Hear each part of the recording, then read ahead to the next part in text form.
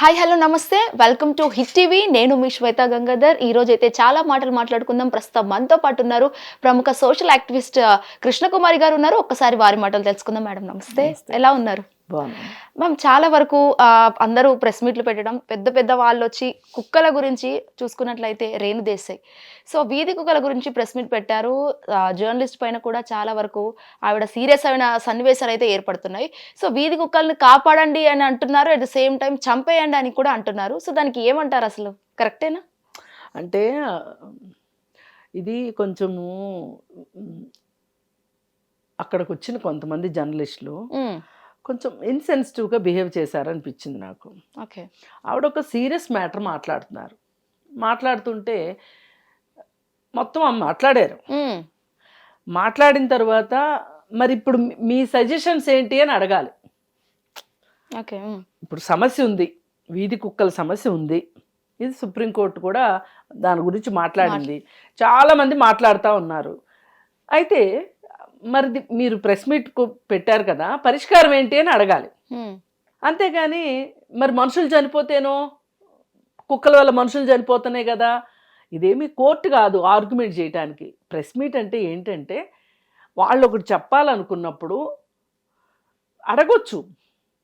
వాళ్ళు ఏదైనా మాట్లాడంగా అడిగితే అర్థం ఉంది. దాంతో ఆమె ఫ్లేర్ అప్ అయ్యారు. అతను చాలా ఇన్సెన్సిటివ్గా మాట్లాడాడు. ఆమె అదే చెప్తుంది కదా, నేను ఇప్పటిదాకా చెప్పాను కదా, ఇంకా ఏంటి చెప్పేది అన్నట్లు. అయితే ఆవిడేమన్నారంటే, సరే మనుషుల ప్రాణాలు పోతున్నాయి కాబట్టి కుక్కల్ని మనము, అసలు ఇదంతా ఎందుకు ఎక్కడొచ్చిందంటే ఒక 400 కుక్కల్ని చంపేశారు ఇక్కడ తెలంగాణలో. ఎన్నికల వాగ్దానంలో భాగంగా చంపేశారు. దాని గురించి ఆమె పెట్టింది. పెడితే నిజంగా అన్ని కుక్కలు హానికరమా వీధుల్లో అనేది ఆలోచించాలి. అసలు వీటన్నిటికన్నా ముందుగా ఆలోచించాల్సింది ఏంటంటే, ఏదైనా ఒక సమస్య వచ్చింది సమాజంలో అనుకున్నప్పుడు సమస్య పైన వాటి గురించి మాట్లాడుకుంటే ఏం తేలదు. సమస్య మూలాల్లోకి వెళ్ళాలి. అసలు ఈ సమస్య ఏంటి, నిజంగా ఇది సమస్యనా, లేకపోతే కొంతమంది వాళ్ళకున్న out of love, out of affection వల్ల మాట్లాడుతున్నారా అనేది మనం కొంచెం ఆలోచించాల్సిన అవసరం ఉంది. అది ఆలోచించకుండా రూట్ కాజ్కి వెళ్ళామనుకోండి, అసలు కుక్కలు ఇంత ఎందుకు వ్యాప్తి చెందుతున్నాయి ఓకే అనేది ఆలోచించాలి. అలాగే ర్యాబిస్ గురించి కూడా చాలామందికి కన్సర్న్ ఉంది. అవును. అయితే మనం కూడా ఆలోచించాల్సింది ఏంటంటే, అసలు ఈ ర్యాబిస్ వ్యాప్తి గురించి దాన్ని నిరోధించడానికి ప్రభుత్వం తీసుకున్న చర్యలు ఏంటి, ఈ కుక్కల వ్యాప్తికి ప్రభుత్వం తీసుకున్న చర్యలు ఏంటి, ఈ రెండు సరిగా జరిగితే గనక ఈ సమస్య గురించి ఇంత మాట్లాడుకోవాల్సిన అవసరం ఉండదు. ఈ రెండు ఎందుకు జరగలేదు, అసలు మనం ప్రశ్నించాల్సింది ఇక్కడ ప్రభుత్వాన్ని. నిజానికి ఓకే, ప్రభుత్వం చేశానని మొర్రో అని మొత్తుకుంటుంది, కానీ ఈ డబ్బులన్నీ ఎక్కడికి పోయినాయి, మధ్యలో ఎవరు తిన్నారు? మనుషులకి సిగ్గు లేదు, సరం లేదు. నేను అన్నానంటే అవినీతి పరులకి, అందరికీ కాదు, సారీ అందరికి కాదు, అవినీతి పరులైన మనుషులకి సిగ్గు శరం లేదు. ఎందుకంటే వీళ్ళకి కుక్కల డబ్బులు కూడా కావాలి, నోరు లేని జంతువులు కుక్కలు. అలాగే ఇప్పుడు హాస్టల్స్లో పిల్లలు ఉంటారు, అనాథాశ్రమాలు కావచ్చు, ఎస్సీ ఎస్టీ హాస్టల్స్ కావచ్చు, బీసీ హాస్టల్స్ కావచ్చు, ఇలా హాస్టల్స్ ఉంటాయి. ఆ హాస్టల్స్లో పిల్లలకు పెట్టే తిండి దగ్గర కూడా వీళ్ళు తినేసేస్తారు. మీకు తెలియదు ఏముంది? రైట్. ఏమి నేను కొత్తగా కనిపెట్టి మాట్లాడుతుంది ఏం కాదు, అందరికీ మనకు తెలిసిందే కదా. హాస్టల్లో పురుగుల అన్నం వస్తుంది అని చెప్పి ఆ పిల్లలు గొడవ చేస్తూ ఉంటారు. ఉస్మానియా యూనివర్సిటీ పిల్లలు కూడా అడుగుతుంటారు కదా, ఇది వాస్తవం. మరి ఇప్పుడు ఒకవేళ నిజంగా గవర్నమెంట్ కేటాయించే డబ్బులు సరిపోవట్లేదా, వీళ్ళు మింగుతున్నారా అనేది ఆలోచించాలిగా. ఇక్కడ కుక్కల విషయం కూడా అంతే, వాటికి సర్జరీలు చేయించాలి, న్యూట్రల్ చేయించాలి వాటికి, అంటే స్టెరిలైజేషన్ అంటారు దాన్ని. అంటే ఆడకుక్కకైనా మక్కుక్కైనా పిల్లలు పట్టకుండా చేయటం చేశారనుకోండి, ఆ కుక్క చచ్చిపోతే అది ఒక 10 పిల్లలనో 15 పిల్లలనో పెట్టి ఇంకో 15 కుక్కలను తయారు చేయకుండా ఉంటుంది కదా. దాని లైఫ్ టైంలో కనీసం ఒక 4-5 బర్త్లు ఇచ్చింది అనుకోండి, ఒక్కొక్క బర్త్లో 4-5 పిల్లలు పుడతాయి ఒక్కొక్క కుక్కకి. సగటున 2-3 చనిపోయినా 3 కుక్కలు మిగిలినాయి అనుకోండి, ఈ 3 మళ్ళీ ఆడకుక్కలైనా మొక్కుక్కలైనా సంతానోత్పత్తిని చేస్తాయి కదా, అందుకే ఇది పెట్టారు. అయితే ఇది సజావుగా జరగట్లా. ర్యాబిస్ ఇంజెక్షన్ చేస్తున్నారు, అది సజావుగా జరగట్లా. దానివల్ల ఈ సమస్య వచ్చింది. అలాగే ఇటు తిండి సమస్య. ఇప్పుడు కాలనీలో ఒక చోట తిండి పెడితే ఒకప్పుడు పెట్టేవాళ్ళు, ప్రతి ఇంటి ముందు ఒక కుక్క ఉండేది, ప్రతి ఇంట్లోనూ కుక్కకి అన్నం పెట్టి తినేవాళ్ళు. ఇప్పుడు అది లేదు. శుభ్రత పరిశుభ్రత ఎక్కువైపోయింది మనకి. అలాగే రోడ్ల పైన పంపులు ఉండే ఎక్కడికక్కడ, అవి నీళ్లు తాగే పంపుల దగ్గర. ఇప్పుడు ఆ పంపులు కనిపించట్లా. దీంతో ఏమవుతుంది, వాటికి మెయిన్ ఇప్పుడు మనకైనా నీళ్లు ఆహారమేగా మనకు కూడా కావాల్సింది, ప్రాథమికంగా కావాల్సినవి. తర్వాత చాలా కావాలనుకో, అది వేరే విషయం. ఏ జంతువుకైనా, పక్షికైనా, ఏ జీవికైనా ఆహారం కావాలి. ఇప్పుడు ఈ కుక్కలు అనేవి మన జీవితాల్లో అవునన్నా కాదన్నా మనుషుల జీవితాల్లో ముడిపడిపోయి ఉన్నాయి. కుక్క, పిల్లి ఇవి.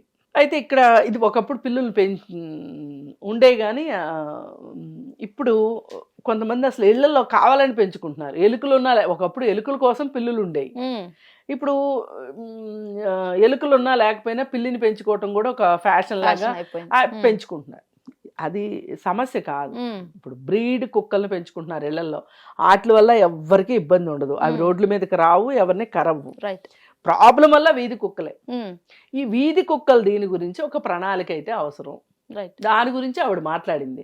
ఇట్లా చంపేయడం ఎందుకు? ఆవిడ ఇంకొక ఎగ్జాంపుల్ కూడా ఏం చెప్పారంటే, ఇప్పుడు 10 కుక్కలు ఉన్నాయి అనుకోండి ఒక రోడ్లో. ప్రాబ్లంగా ఉండే కుక్కలు 1, 2 ఉంటాయి. ఆ కుక్కల గురించి నాకు కాల్ చేయండి, నేనే తీసుకెళ్ళి యుతనైజ్ చేయించేస్తాను. అంతేగాని కుక్కలన్నిటిని తీసుకెళ్ళిపోయి షెల్టర్ పెట్టానంటాం ఎంతవరకు కరెక్టు? లేదు, మంచి కుక్కల్ని ఇలా ప్రాబ్లమాటిక్గా ఉన్న కుక్కల్ని అన్ని కలిపి చంపేయడం ఎంతవరకు కరెక్టు అని అడుగుతుంది.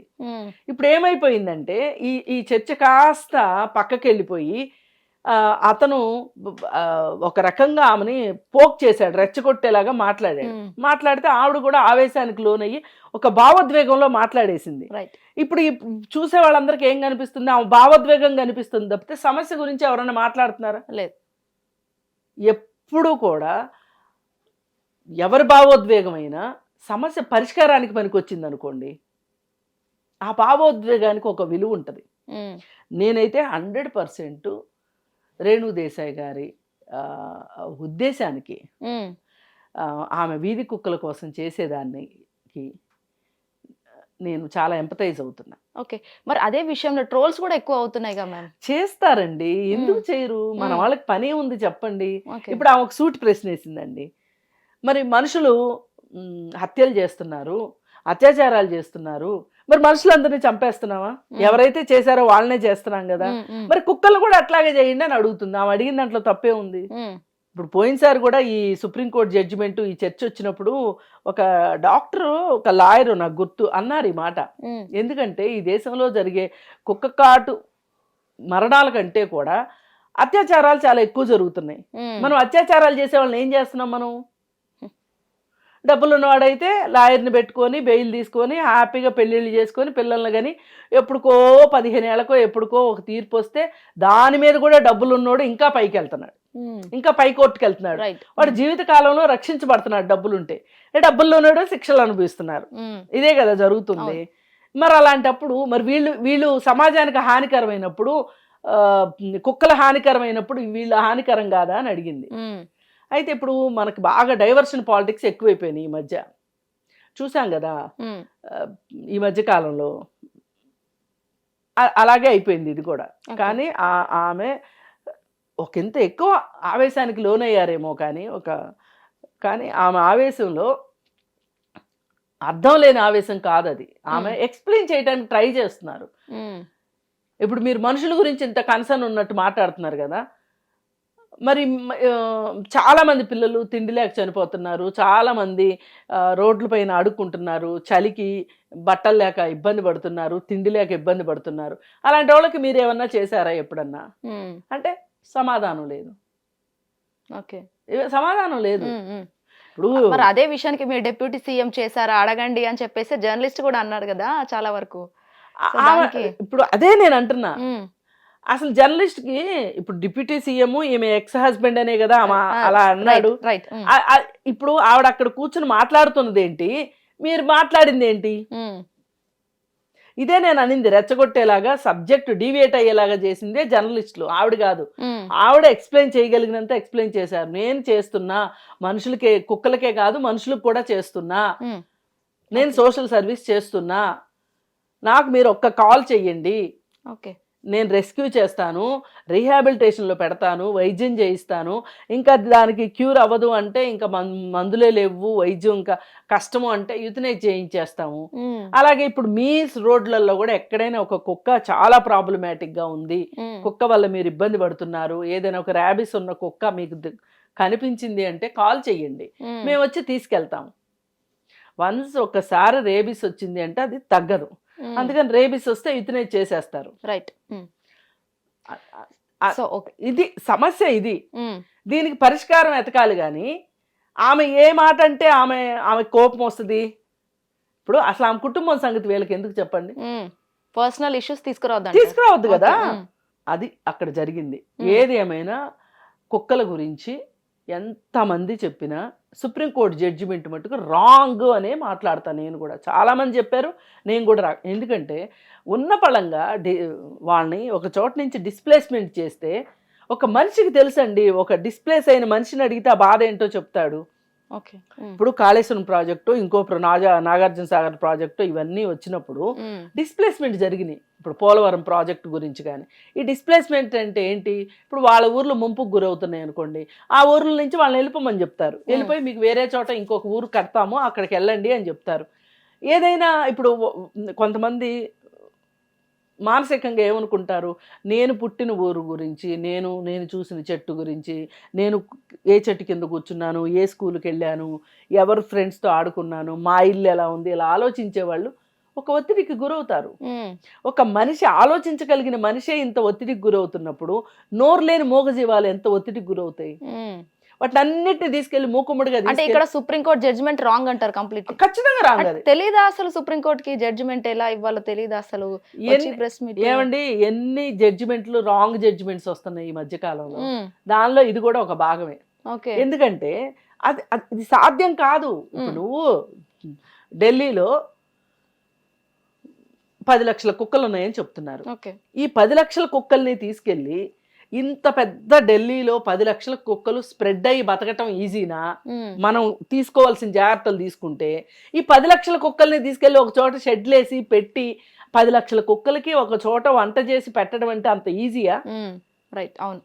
అదే ఒక రోడ్లో 4 కుక్కలు ఉన్నాయి అనుకోండి, ఆ రోడ్లో వాళ్ళు ఆ 4 కుక్కలకి తలా ఒక ముద్ద పెట్టడం ఈజీయా? అసలు ఒకటి, రేబిస్ రానంత వరకు ఏ కుక్క కూడా దానికి నీళ్లు తిండి ఉంటే అసలు ఎవ్వరి జోలికి వెళ్దాం, అలా పడి ఉంటుంది అంతే. Okay, right. మనుషులతో చాలా ప్రేమగా ఉంటుంది. అసలు మనుషులతోటి బాగా రిలేట్ అవ్వగలిగి ఒక రకంగా మాట్లాడకపోయినా మాట్లాడినంత పని చేసి చేయగలిగే, అంటే భావోద్వేగాల పరంగా నేను చెప్తున్నా, అటాచ్ అయిన జంతువు ఏదైనా ఉందంటే కుక్కే. రైట్. అందుకని మనము వీలున్నంత వరకు కుక్కలకి అవి ఎక్కడున్నాయో అక్కడ వాటికి సహాయ సహకారాలు అందిస్తే ఈ సమస్యలు ఉండవు. హిట్ టీవీ యాప్, ఇందులో short news, live news, entertainment shows, movies, digital magazines తో పాటు మీ జిల్లా వార్తలను కూడా ఫ్రీగా చూడొచ్చు.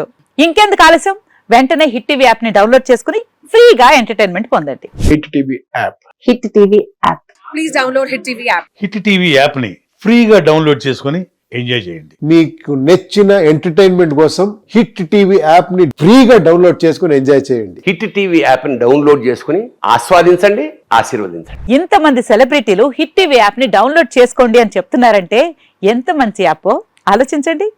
అమెరికా అమెరికా అమెరికా అమెరికాలో చదవాలనుకునే వాళ్ళకి విశ్వసనీయమైన పేరు మన శౌర్య కన్సల్టెన్సీ. UK లో 1 year masters. UK లో 1 year masters. 2 years work permit up to 5 years visa. Contact Saurya Consultancy. Contact 89851 89851.